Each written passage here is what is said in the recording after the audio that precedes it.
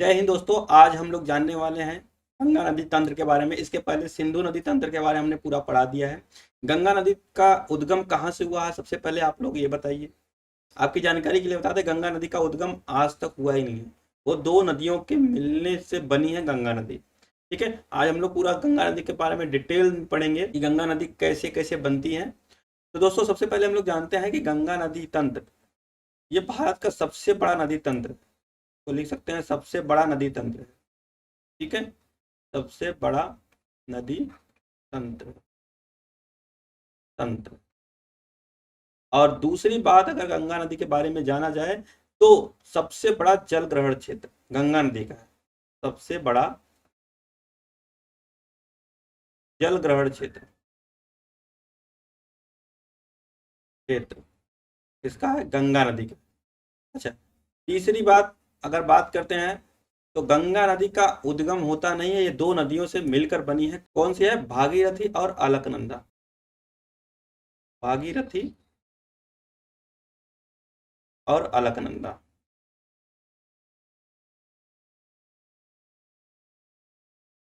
भागीरथी और अलकनंदा के बनने से बनती है गंगा नदी। ये तो सिंपल सब लोग जानते हैं, लेकिन इसको हम लोग डिटेल में पढ़ने वाले हैं कि भागीरथी की कोई सहायक नदी रही है नहीं, भागीरथी नदी कहाँ से निकली है, अलकनंदा नदी कहाँ से निकली है और इनकी कितनी सहायक नदियां हैं। तो दोस्तों, स्टार्ट करते हैं आज का ये महत्वपूर्ण सेशन। गंगा नदी का उद्गम उत्तराखंड से हुआ है। गंगा नदी का उद्गम कहाँ से हुआ है? अगर उद्गम की बात किया जाए तो ये उत्तराखंड से हुआ। अच्छा, उत्तराखंड में दो क्षेत्र आते हैं। अगर देखा जाए तो हम बना देते हैं, दो क्षेत्र आते हैं। पहला यह है हमारा कुमायूं, और दूसरे क्षेत्र को हम लोग कहते हैं गढ़वाल क्षेत्र। ये हमने आपको हिमालय जब पढ़ाया था उसके बारे में बता दिया था। इसमें बहुत ज्यादा ग्लेशियर हैं, इसमें पहाड़ियां हैं, थोड़ा कम है। कुमायूं हिमालय से बोलते हैं, एक गढ़वाल हिमालय क्षेत्र। और गंगा नदी की जो भी सहायक नदियां हैं वो यहीं से निकली। सबसे पहले हम लोग बात करते हैं, उत्तराखंड में एक जगह है जिसका नाम है बद्रीनाथ। उत्तराखंड में एक जगह है जिसका नाम बद्रीनाथ। बद्रीनाथ के पास से एक संतोपत ग्लेशियर है, और संतोपत ग्लेशियर से दो नदी निकलती हैं। कौन कौन सी हैं? पहला है धौली गंगा, धौली गंगा, और दूसरा है विष्णु गंगा, विष्णु गंगा। ये दो नदियां यहाँ संतोपत ग्लेशियर से निकलती हैं और आके यहाँ पर मिल जाती हैं। नदियां नदियों के मिलने के स्थान को हम लोग प्रयाग बोलते हैं। नदियों के मिलने के स्थान को हम लोग प्रयाग बोलते हैं। तो यहाँ पर कोई ना कोई प्रयाग रहा होगा। वो कौन सा प्रयाग रहा है हम लोग एक एक तो लिखते जाते हैं। ठीक है, यहाँ पर विष्णु प्रयाग रहा है। कौन सा इसको बोला जाता है? विष्णु प्रयाग बोला जाता है। विष्णु प्रयाग में कौन कौन सी नदी मिलती है? धौली गंगा और विष्णु गंगा निकलती है। उसके पास इस नदी को अलकनंदा बोला जाता है। नदी का नाम क्यों चेंज हो गया? आपकी जानकारी के लिए बता दें कि जब दो नदियां मिलती हैं और दोनों की गहराई सेम होती है तो वहां पर नदियों का नाम चेंज हो जाता है। पहला पॉइंट। दूसरा पॉइंट यह है, अगर दो नदियां निकलती हैं, एक दूसरे जगह मिलती हैं एक दूसरे से, और जिसकी गहराई ज्यादा रहती है आगे, वो नदी उसी के नाम से जाना जाता है। दूसरा पॉइंट। ठीक है, तो इसके आगे दोनों यहाँ पर सेम गहराई थी तो इसका नाम रख दिया गया अलकनंदा। उसके बाद कुछ दूरी पर जाने पे नंदाकिनी नदी, मंदाकिनी नहीं, नंदाकिनी नदी आके नंद प्रयाग मिलती है। अब यहाँ पर मिले है तो इसका नाम तो होगा, इसका नाम हो गया नंद प्रयाग, नंद प्रयाग। अच्छा, ये नंद प्रयाग है। इसके आगे नाम चेंज नहीं हुआ, अलकनंदा ही रहा। क्यों? क्योंकि नंदाकिनी नदी की गहराई अलकनंदा नदी से कम थी। जिसकी गहराई ज्यादा है उसका नाम रखा जाएगा, अगर बराबर है तो नाम चेंज हो जाएगा। तो ये नंद प्रयाग हो गया। और यहाँ पर हम लोग लिख देते हैं यहीं पे। ठीक है, नंद प्रयाग। और ये कौन सा प्रयाग था? ये कौन? विष्णु प्रयाग था, विष्णु प्रयाग। ठीक है, उसके बाद क्या है, इसके आगे पिंडार नदी एक आती है। पिंडार नदी आती है और ये कर्ण प्रयाग मिलती है। कहाँ मिलती है? कर्ण प्रयाग में, कर्ण प्रयाग। यहाँ पर हम लोग क्या बोलेंगे? कर्ण प्रयाग। कर्ण प्रयाग में कौन सी नदी मिलती है? पिंडार नदी। किससे मिलती है? ये अलकनंदा ही चली आ रही है, ध्यान से देखिए। उसके बाद थोड़ा सा और आगे जाते हैं तो ये पड़ता है रुद्रप्रयाग, रुद्र प्रयाग। रुद्रप्रयाग में एक नदी आती है बहुत दूर से, उत्तराखंड की एक बहुत बड़ी नदी है, केदारनाथ से निकलती है। उत्तराखंड में एक जगह है केदारनाथ, बद्रीनाथ से कौन सी नदी निकली है? संतोपत ग्लेशियर से धौली गंगा, विष्णु गंगा। और केदारनाथ से एक नदी निकलती है जिसका नाम है मंदाकिनी नदी। ये मंदाकिनी नदी केदारनाथ के नजदीक से निकलती है और आके कहाँ पर मिल जाती है? ये रुद्रप्रयाग में मिलती है। इससे मंदाकी अलकनंदा से मिलती है, ठीक है, अलकनंदा से मिलती है। और उसके बाद भी ये अलकनंदा कहलाती है। बड़ी नदी तो है लेकिन इसकी गहराई अलकनंदा से कम थी। इसका मतलब अलकनंदा से बड़ी नहीं थी, नदी तो बड़ी थी लेकिन अलकनंदा से बड़ी नहीं थी। ये हुआ हमारा रुद्रप्रयाग, ठीक है। रुद्रप्रयाग के बाद एक बहुत बड़ी सी नदी उत्तराखंड के उत्तरकाशी से निकल के आती है, भागीरथी नदी। अगर असलियत में पूछा जाए तो उत्तराखंड के उत्तरकाशी जिले के पास गंगोत्री ग्लेशियर है। गंगोत्री ग्लेशियर के एकदम सटीक बोला जाए तो गोमुख स्थान है, ठीक है। गोमुख से ये भागीरथी निकलती है। असलियत में इसे ही उत्तराखंड के लोग भागीरथी नदी बोलते हैं। असलियत में उत्तराखंड के लोग इसी को गंगा मानते हैं। इसका नाम भागीरथी है लेकिन इसे ही पवित्र मानते हैं, इसे ही गंगा मानते हैं। अच्छा, बीच में एक नदी और आके मिल जाती है, किससे? भागीरथी नदी से मिल जाती है, जिसका नाम है भिलांगना नदी। भिलांगना नदी जहां पर मिलती है वहीं पर एक बांध का निर्माण किया गया है जिसका नाम है टिहरी बांध। क्या नाम है जिसका? टिहरी बांध। टिहरी बांध ये भारत का सबसे ऊंचा बांध है, 260 मीटर ऊंचा है, ठीक है। ये कहाँ पर बना है? भिलांगना नदी के और भागीरथी नदी के जहां पर मिलन स्थान है वहां पर बना हुआ है। कौन सा? टिहरी बांध। इसके सपोर्ट के लिए एक और बांध बनाया गया है जिसका नाम है कोटेश्वर बांध। कोटेश्वर बांध।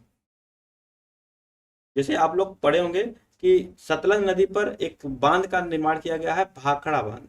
उसके सपोर्ट के लिए एक नांगल बांध बनाया गया। हालांकि हम लोग मिला के उसे बोलते हैं भाखड़ा नांगल बांध, लेकिन देखा जाए एक्चुअल में वो दो बांध है। जब भी बड़े बांध बनाए जाते हैं उनके लिए सपोर्ट में एक छोटा बांध जरूर बनाया जाता है, ठीक है। तो टिहरी बांध भारत का सबसे ऊंचा बांध 260 मीटर और कोटेश्वर बांध इसके सपोर्ट में बनाया गया है।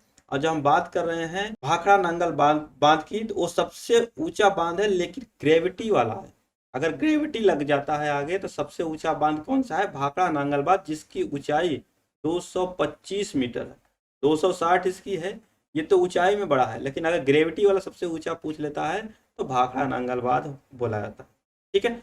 और ये भागीरथी नदी आके अलकनंदा से मिल जाती है और ये भागीरथी नदी इतनी बड़ी होती है कि अलकनंदा भी उतनी ही बड़ी रहती है। जब दोनों की गहराई सेम हो जाती है तो इन्हें आगे क्या बोला जाता है? जब गहराई सेम हो गई तो इनका नाम चेंज हो जाएगा। अब इनका नाम चेंज होकर क्या हो गया? गंगा नदी हो गया। और इस प्रयाग को क्या बोला गया? इस प्रयाग को बोला गया, पांचवा था ना, ये प्रयाग का नाम हो गया देवप्रयाग। क्या बोलेंगे इसको? देवप्रयाग। कौन सा छूट गया हमारा? रुद्रप्रयाग ऊपर छूट गया, ठीक है, इसको रुद्रप्रयाग बोलेंगे। तो हमारे पास टोटल कितने प्रयाग हो गए? 5 प्रयाग। 5 प्रयाग बनने के बाद गंगा नदी बनती है, ठीक है। तो पांचों प्रयाग के बारे में हम लोग पढ़ लेते हैं। हमने पहले पढ़ा क्या? विष्णु प्रयाग। विष्णु प्रयाग में कौन कौन सी नदी मिली हम लोग जान लेते हैं। यहाँ पर धौली गंगा और विष्णु गंगा मिलकर क्या बनता है? विष्णु प्रयाग। नंद प्रयाग में कौन कौन सी नदी बनती है? अलकनंदा और नंदाकिनी नदी। अब कड़ प्रयाग की बात किया जाए तो अलकनंदा और प्लस क्या हो जाएगा? पिंडार नदी। और रुद्रप्रयाग की बात किया जाए तो रुद्रप्रयाग हमारा केदारनाथ सॉरी मंदाकिनी और अलकनंदा मिलकर बनाती हैं। और देवप्रयाग में भागीरथी और अलकनंदा मिलकर क्या बनाती हैं? गंगा नदी बनती है। इतना मेहनत करने के बाद गंगा नदी बनती है। और लोग बोल देते हैं गंगा नदी गंगोत्री से निकलती है। ये गलत है। एक्चुअल में गंगा नदी यहाँ से निकलती है, ठीक है। ये पंच प्रयाग, इन्हें ही 5 प्रयाग को मिलाकर पंच प्रयाग बोला जाता है। बोला जाता है कि आप एक बार पंच प्रयाग जरूर घूमें, पांचों प्रयाग को जरूर घूमें, ये आपके लिए शुभ होता है। जीवन में एक बार तो घूमना ही चाहिए। ठीक है, चलो दोस्तों आगे चलते हैं। अब हम लोग गंगा नदी तंत्र का विस्तार जान लेते हैं। अगर गंगा नदी की बात किया जाए तो ये 2 कंट्री और 5 स्टेट, 5 स्टेट और 2 कंट्री। कंट्री कौन कौन सी है? तो पहला तो अपना इंडिया है, इंडिया से तो निकली ही है। ठीक है, उसके बाद ये कहाँ चली जाती है? बांग्लादेश में चली जाती है, बांग्लादेश में चली जाती है। दूसरा, अच्छा ये इंडिया ही थी, इंडिया। अब 5 स्टेट की बात करें तो सबसे पहले उत्तराखंड, इस सीरियल से हम बताएंगे उत्तराखंड। उसके बाद गंगा नदी कहाँ चली जाती है? यूपी में चली जाती है। उत्तर प्रदेश, उसके बाद तीसरा हो जाएगा हमारा बिहार,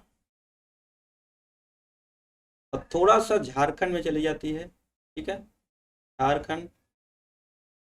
अब पांचवा हमारा हो जाएगा पश्चिम बंगाल, पश्चिम बंगाल, पश्चिम बंगाल हो गया। ठीक है, अगर बात किया जाए तो गंगा नदी का सबसे ज्यादा एरिया किधर है? गंगा नदी का सबसे ज्यादा एरिया यूपी में है, और सबसे कम, ये सबसे ज्यादा है, सबसे ज्यादा यूपी में है।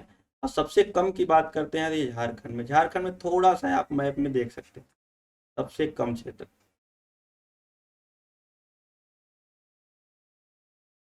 ठीक है, उसके बाद नेक्स्ट चलते हैं हम।